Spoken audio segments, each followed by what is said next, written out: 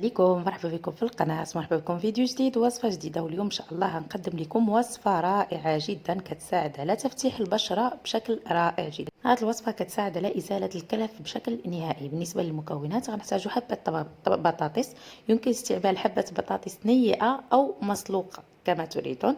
نقوم بأخذ خلاط كهربائي، نضع فيه قطع البطاطس ونقوم بهرسها جيدا إلى غاية الحصول على عجين رطب ومتجانس.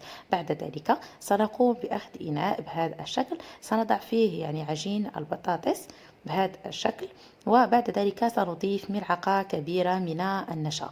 البطاطس والنشا يساعدان على تفتيح البشرة وإزالة البقع الداكنة بشكل رائع جدا جدا جدا. وأنصحكم بتجربة هذه الوصفة لأنها فعلا ستعطيكم نتيجة رائعة جدا. بعد ذلك سأقوم بإضافة العسل. من الأفضل استعمال عسل نحل طبيعي، إذ لم يتوفر لديكم يمكنكم الاستغناء عنه في هذه الوصفة. العسل أيضا يساعد على إزالة الالتهابات الموجودة في البشرة وتصفية البشرة. أيضا سأضيف قطرات من عصير الليمون. طبعا الناس الذين لديهم بشرة حساسة يمكنكم الاستغناء نهائيا عن عصير الليمون في هذه الوصفة، وطبعا ستعطيكم نتيجة رائعة جدا. نقوم بمزج كل هذه المكونات جيدا مع بعض حتى الحصول على خليط متجانس كما تلاحظون معي. يصبح شكل الخليط بهذا الشكل. يجب مزج جميع المكونات جيدا، ويجب وضع كمية معقولة من النشا للحصول على خليط متجانس وخليط ثقيل مثل العجين، لأننا نريد أن نضع طبقة سميكة على بشرة الوجه. كما تلاحظون أصبح عندنا الخليط بهذا الشكل. مزيج البطاطس والنشا كما قلت يعطي تفتيح رائع للبشرة. نقوم بتنظيف البشرة بالماء فقط.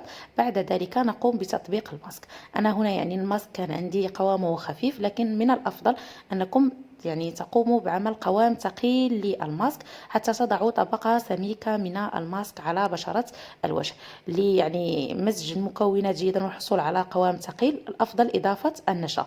نترك الماسك على البشرة لمدة 15 دقيقة حتى يجف. بعد ذلك نقوم بغسل الوجه أو مسحه باستعمال هذه الفوطة حتى إزالة الماسك تماما من بشرة الوجه.